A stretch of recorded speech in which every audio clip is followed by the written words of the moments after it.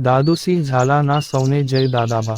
આજે આપણે સગરામજી દવાડિયાના ઇતિહાસની વાત કરીએ। શૂરવીર સગરામજી દવાડિયાનો ઇતિહાસ। ઔરંગઝેબ પછી દિલ્હીની ગાદીએ આવનાર બધા જ મોગલ બાદશાહો સાવ નિર્બળ, નમાલા, નિર્માલ્ય નીવડ્યા। તેમનો દરબાર અમીર ઉમરાવોની રાજખટપટો અને કાવાદાવાઓનો અખાડો બની ગયો। મોગલ દરબારમાં એક ખટપટિયા અમીર ઉમરાવોનું ચલણ થઈ ગયું અને દિલ્હીની ગાદીએ એક પછી એક આવનાર કોઈપણ બાદશાહમાં ઝાઝું ઝવેર રહ્યું નહીં। પોતાના વિશાળ સામ્રાજ્યના દૂર દૂરના પ્રદેશો ઉપર રાજ કરવા નીમવામાં આવેલા સુબાઓ તેમજ મોગલ સામ્રાજ્યના ખંડિયા હોય એવા હિન્દુ રાજાઓ, નવાબો, જાગીરદારો ઉપર બાદશાહોનો કોઈ કાબૂ રહ્યો નહીં। એ બધા દિલ્હીથી સ્વતંત્ર થઈને પોતાના સ્વતંત્ર રાજ્યો સ્થાપવા લાગ્યા। કેન્દ્રમાં કોઈ બળવાન મજબૂત સત્તા કે શાસન ન હોય ત્યારે સર્વત્ર અંધેર અને અસલામતી વ્યાપી જાય અને રૈયતનું જીવન રામભરોસે જેવું થઈ જાય। દિલ્હીના નિર્બળ બાદશાહોના નિર્બળ પીઠબળને લીધે ગુજરાતના તેમના મોગલ સુબાઓ પણ નિર્બળ થઈ ગયા। આવી અરાજકતા, અંધાધૂંધી અને અંધેરને કારણે ચોરી લૂંટફાટનું પ્રમાણ ખૂબ જ વધતું ગયું।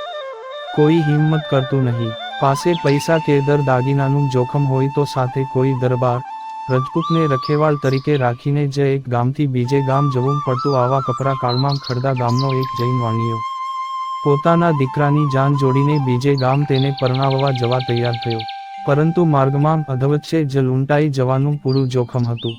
વાણિયો વિચારે છે કે હે કરવું શું? કોઈ બહાદુર રક્ષકને સાથે લઈ જવો પડશે। કોને લઈ જઈશું? ખડદાના વાણિયાઓને બાજુમાં આવેલા દવાડા ગામ સાથે નાનાની ગીરધાર અને વેપારને કારણે દવાડાની દરેક વ્યક્તિનો પરિચય હતો અને સાથે દવાડાના શૂરવીર દરબારોનો પણ પરિચય હતો। આ વાણિયો જાણતો હતો કે દવાડામાં વચન ખાતર પોતાના પ્રાણ ન્યોછાવર કરી દે એવા એક શૂરવીર દરબાર છે, એમને જ જાનના રખેવાળ તરીકે લઈ જઈએ એમ વાણિયાઓએ નક્કી કર્યું। ચેલાબાએ પોતાના દીકરા સગરામજીને પરણાવ્યા છે, તેથી આગળ હજુ મહેમાનોની અને કુટુંબીઓની બેઠકનો ડાયરો જામેલો જ રહે છે। આંગણામાં ખાટલા ઢાળી દરબારી ડાયરો બેઠો છે। હથેળીઓમાં કસુંબો લઈ તાણ કરીને એકબીજાને કસુંબાના ઘૂંટડા પીવડાવવાની શરૂઆત થઈ એવો જ વાણિયો ત્યાં આવી પહોંચ્યો એટલે મહાજનની જાત ગણાય। એ વળી આપણે આંગણે કયાંથી એમ વિચારે। ચેલાબાએ અને સમસ્ત ડાયરાએ વાણિયાને આવકાર્યો। આંગણે આવેલા અતિથિનો આદર સત્કાર કરી રૂડા માનપાન દેવામાં દરબારો કદી કચાશ ન રાખે। ચેલાબાએ કહ્યું, શેઠ હું તો હવે ઘરડો થયો છું, મારાથી તમારા દીકરાની જાનના રખવાડા કરવા નહીં અવાય, પણ તમે મારે આંગણે આશાભર્યા આવ્યો છો તો તમને નિરાશ નહીં કરું। મારો દીકરો સગરામ પણ મારા જેવો જ બહાદુર છે, તમારી જાનનો રખેવાળ થઈને એ આવશે। વાણિયો તો ચેલાબાની વાત કબૂલ રાખી ખડદા પાછો ગયો। બીજા દિવસે વાણિયાની જાન જવાની છે અને એમાં સગરામજીને જાનના રખેવાળ થઈને જવાનું છે, પરંતુ સગરામજી પોતે જ હજુ 2 દિવસ પહેલા જ પરણી ઉતર્યા છે। હાથેથી હજુ મીંઢળ પણ છૂટ્યું નથી, હજુ મૂછનો દોરો હમણાં જ ફૂટવા માંડ્યો છે। એવા ઉગતી જુવાનીના મીંઢળબંધા સગરામજીએ વાણિયાની વહારે ચડવા ઘોડો પલાણ્યો। હાથમાં ભમરીયો ભાલો ફરકે છે, પગમાં મોજડી તથા ચાંદીનો તોડો, બેડી અને કાનમાં સોનાના કુંડળ, મરચીઓ સોહી રહી છે। આવા રાજાના કુંવર જેવા શોભતા ચેલાબાના કુંવર સગરામજી ચાલ્યા ખડદાની વાટે। જતા જતા છેલ્લી નજર કરી લીધી ઓરડે બેઠેલા પોતાના પરણેતર ઠકરના ફૂલબાઈમાં ઉપર। લાંબા ઘૂંઘટની આડમાં ફૂલબાઈ પણ એક નજરે નિહાળી રહ્યા છે। જતા જતા પોતાની લાડકી બેંડી લક્ષ્મી બાઈના ગાલે એમના માડી જાય વીર સગરામજી એક વહાલભરી હળવો ટપલી મારીને લાડ કરી લે છે। બેન લશીબાઈ પણ વીરાને હસતા મુખે વિવાદ આપે છે અને 3-4 દિવસ સુધી વીરાના લાડ પ્યારની ખોટ પડશે। ચેલાબાએ દીકરાની વિદાય વેળાએ એટલું જ કહ્યું, જા દીકરા, બાપની લાજ રાખજે, ક્ષત્રિયવર દીપાવજે, કુળ ઉજાળજે। વૃદ્ધ બાપની આંખોમાં આવેલા આછા ઝળઝળિયા ભીનાશ જોઈને સગરામજીની આંખો પણ થોડી ભીની થઈ। સર્વની વિદાય લઈ સગરામજી તો સંચર્યા ખડદાની વાટે જાતવાન ઘોડો રણે ચડ્યા। રજપૂત થનગનતી તલવાર ચાલતી રૂમઝૂમ કરતો પુષ્પાવતીની બેખડોનો આકરો ઢાળ રમતા રમતા ચડીને આવી ઊભો વાણિયાને આંગણે ઊભા હતા। સગરામજીના આગમનની સાથે જ વરવહેલ અને બીજા 3-4 ગાડ ઉપડ્યા વેવાઈના ગામ। ઘૂઘરિયાળી ઘૂઘરમાળ દરેક બળદને વાંસની નાળથી શેર ઘી પીવડાવી દીધું છે। બશેર બશેર ગળો અને પાંચ પાંચ શેર બાફેલો ગવાર ખવડાવી દીધો છે. સૌના હૈયા હરખહીલો થઈ રહ્યા છે અને લગન મહાલવાનો અને માણવાનો રંગ સૌને એવો ચડ્યો છે જાણે દરબારી ડાયરાને કસુંબાના કેકની મસ્તીનો મસ્ત મસ્ત ચડ્યો હોય. પણ અચાનક જ આવા રંગમાં ભંગ પડતો એક ભયંકર સાદ સૌને સંભળાયો. ખબરદાર, ત્યાં જ ઊભા રહેજો, પાસે જે હોય એ બધું કાઢી આપો, નહીતર માર્યા સમજજો. આ તો વાણિયાની જાન. વાણિયે તો ભયના માર્યા પારેવાની જેમ ફફડવા લાગ્યા. પરંતુ તરત જ સામે એ ભયંકર સાદને પણ દાબી દે એવો એક વીરતાભર્યો પડકાર સંભળાયો. ખબરદાર ચોટાઓ, જાનમાંથી જો કોઈ પણ આંગળી અડાડી છે તો હું સગરામજી દવાડીયો તમને જીવતા નહીં જવા દઉં. કોની માએ સવા શેર સૂંઠ ખાધી છે? કોના માથે મોત ભમી રહ્યું છે? કે મારા રખોપામાં હાથ નાંખી જાય? જેવા આવ્યા છો એવા હાલતા હું થાઓ તમારા માર્ગે, નહીતર આ ભમરીયો તમારો સગલો નહીં થાય. શું બની રહ્યું હતું આ બધું? વાત જાણે એમ બની કે જાન જ્યારે ઊંઝા અને મક્તુપુર વચ્ચે આવી ત્યારે અચાનક જ કયાંકથી કાળઝાળ લૂંટારા ફૂટી નીકળીને ફરી વળ્યા. કોણ હતા એ લૂંટારા? એ હતા ઊંઝા ઉનાવાના જદરાના મુસલમાન કસાઈઓ. એ બધા ગાયોના ટોળાને કતલખાને લઈ જતા હતા.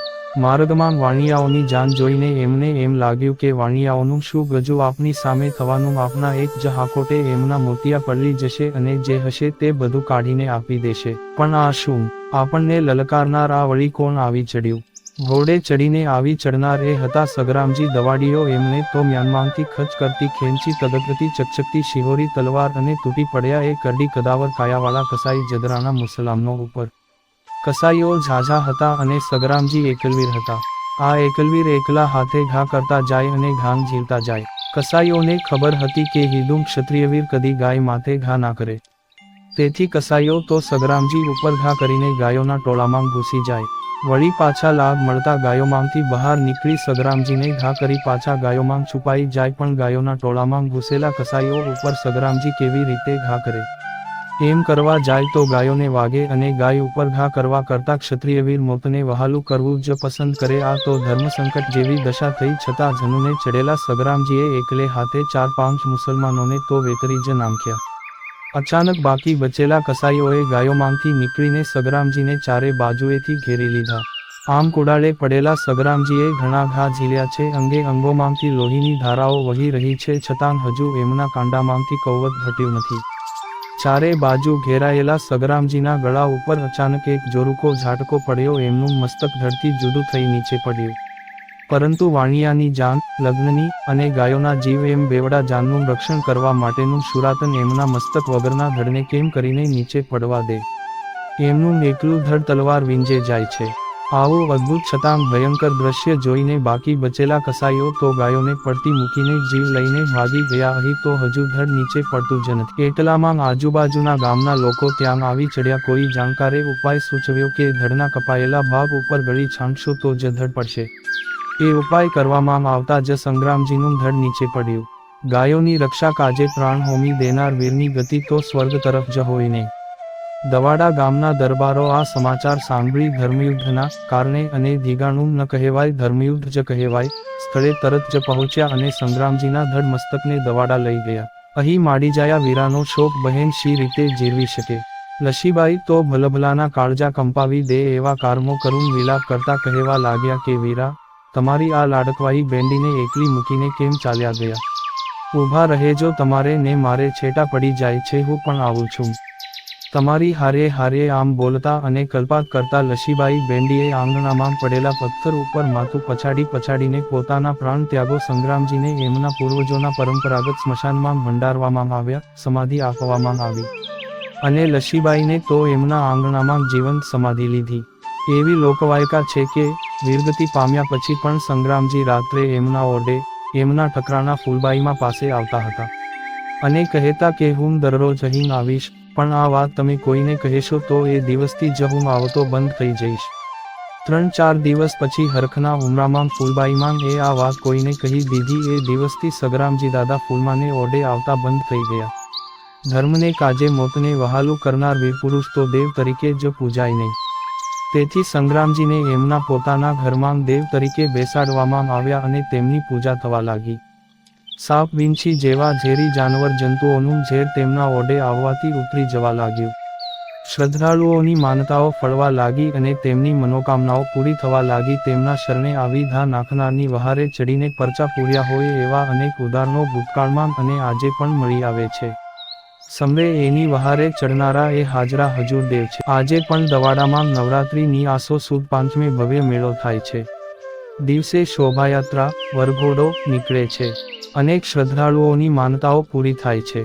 આજે પણ આખા ગુજરાતમાં ડણકો વાગે છે. જય સંગ્રામસિંહ દાદા.